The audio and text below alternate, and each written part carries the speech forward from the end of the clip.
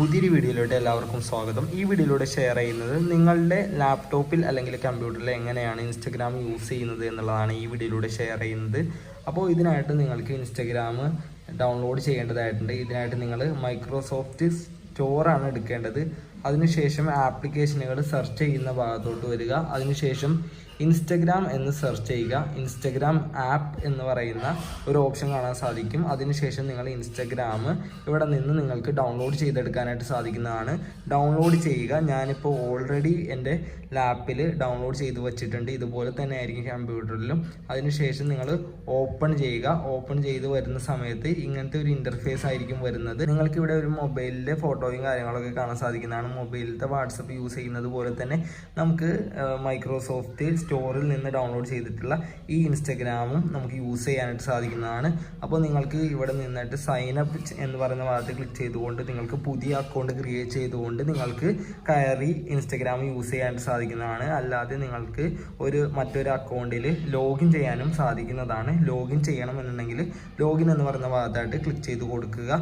Sign up എന്ന് പറയുന്ന ഭാഗത്ത് ക്ലിക്ക് ചെയ്ത് കഴിഞ്ഞാൽ നിങ്ങൾക്ക് ഒരു പുതിയ അക്കൗണ്ട് ക്രിയേറ്റ് ചെയ്തുകൊണ്ട് നിങ്ങൾക്ക് അതിലോട്ട് കയറാനായിട്ട് സാധിക്കുന്നതാണ്. ഞാനിപ്പോൾ ഓൾറെഡി ഇവിടെ എനിക്ക് നേരത്തെ ഉണ്ടായിരുന്ന മൊബൈലിൽ യൂസ് ചെയ്യുന്ന ഒരു അക്കൗണ്ട് ഉണ്ട്. ആ അക്കൗണ്ടിലാണ് ഞാനിപ്പോൾ കണ്ടിന്യൂ ചെയ്യാൻ പോകുന്നത്. അപ്പോൾ ഞാൻ നേരത്തെ യൂസ് ചെയ്തിട്ടുണ്ടായിരുന്നു. അപ്പോൾ കണ്ടിന്യൂസ് അപ്പോൾ ഞാൻ ആ അക്കൗണ്ടിൻ്റെ ഭാഗത്ത് ക്ലിക്ക് ചെയ്യുന്ന സമയത്ത് എനിക്ക് ആ അക്കൗണ്ടിലോട്ട് കയറി ചെല്ലാൻ സാധിക്കുന്നുണ്ട്. അപ്പോൾ നിങ്ങൾക്ക് കാണാൻ സാധിക്കും, ഇതാണ് ഇൻസ്റ്റഗ്രാമിൻ്റെ ഇൻ്റർഫേസ് വരുന്നത്. മുകളിലായിട്ട് സ്റ്റോറി കാര്യങ്ങളെല്ലാം നമുക്ക് കാണാനായിട്ട് സാധിക്കുന്നതാണ്. അതേപോലെ തന്നെ നമ്മുടെ അക്കൗണ്ടിൻ്റെ ഡീറ്റെയിൽസുകൾ കാര്യങ്ങളെല്ലാം ഈ സൈഡ് ഭാഗത്തായിട്ട് നിങ്ങൾക്ക് കാണാൻ സാധിക്കും. ലെഫ്റ്റ് സൈഡിലായിട്ടായിരിക്കും അതെല്ലാം കാണുന്നത്. നിങ്ങൾക്ക് മൊബൈലിൽ യൂസ് ചെയ്യുന്നത് പോലെ തന്നെ എല്ലാ ഓപ്ഷനുകളും അടങ്ങിയിട്ടുള്ള ഒരു ഇൻ്റർഫേസ് തന്നെയാണ് വന്നിട്ടുള്ളത്. ഇവിടെ നോക്കുകയാണെങ്കിൽ home, search, explore, reels, messages, notifications, create എന്ന് പറയുന്ന ഭാഗത്ത് ക്ലിക്ക് ചെയ്തുകൊണ്ട് നിങ്ങൾക്ക് പോസ്റ്റുകളും റീൽസുകളൊക്കെ അപ്ലോഡ് ചെയ്ത് കൊടുക്കാനായിട്ട് സാധിക്കുന്നതാണ്. അപ്പോൾ നമ്മളിപ്പോൾ ജസ്റ്റ് റീൽസ് എന്ന് പറയുന്ന സെക്ഷനിലോട്ട് വരികയാണെന്നുണ്ടെങ്കിൽ ഇതുപോലെ ആയിരിക്കും നമുക്ക് റീൽസ് കാര്യങ്ങളെല്ലാം വരുന്നത്. നമുക്കൊരു റീല് സ്ക്രോൾ ഡൗൺ ചെയ്യാനായിട്ട് ഇവിടെ കാണുന്ന സ്ക്രോൾ ഡൗൺ ബട്ടണിൽ ക്ലിക്ക് ചെയ്ത് കഴിഞ്ഞാൽ റീൽസുകൾ നമുക്ക് താഴത്തോട്ടും മുകളിലോട്ടൊക്കെ ആക്കാനായിട്ട് സാധിക്കുന്നതാണ്. അതേപോലെ തന്നെ നമുക്ക് പ്രൊഫൈൽ ഭാഗത്ത് ക്ലിക്ക് ചെയ്ത് കഴിഞ്ഞാൽ നമ്മളുടെ പ്രൊഫൈൽ ഡീറ്റെയിൽസുകളെല്ലാം അറിയാനായിട്ട് സാധിക്കുന്നതാണ്. നമ്മളുടെ പോസ്റ്റ് കാര്യങ്ങൾ, പ്രൊഫൈലിൽ വന്നിരിക്കുന്ന എല്ലാ കാര്യങ്ങളും നമുക്ക് കാണാനായിട്ട് സാധിക്കും.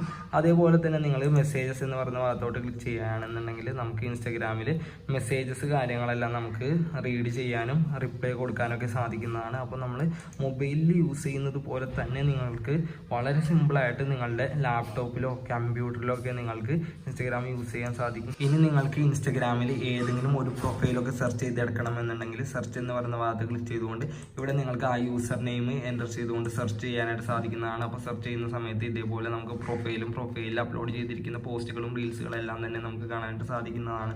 അപ്പോൾ വളരെ സിമ്പിളായിട്ട് നമുക്ക് എങ്ങനെയാണ് ഇൻസ്റ്റഗ്രാം ലാപ്ടോപ്പിൽ യൂസ് ചെയ്യുന്നത് അല്ലെങ്കിൽ കമ്പ്യൂട്ടറിൽ യൂസ് ചെയ്യുന്നത് എന്നുള്ളതാണ് ഈ വീഡിയോയിലൂടെ ഷെയർ ചെയ്തിട്ടുള്ളത്. അപ്പോൾ വീഡിയോ യൂസ്ഫുൾ ആയിട്ടുണ്ടെന്നുണ്ടെങ്കിൽ തീർച്ചയായിട്ടും ലൈക്ക് ചെയ്യുക, ചാനൽ ഒന്ന് സബ്സ്ക്രൈബ് ചെയ്യുക. Thank you for watching.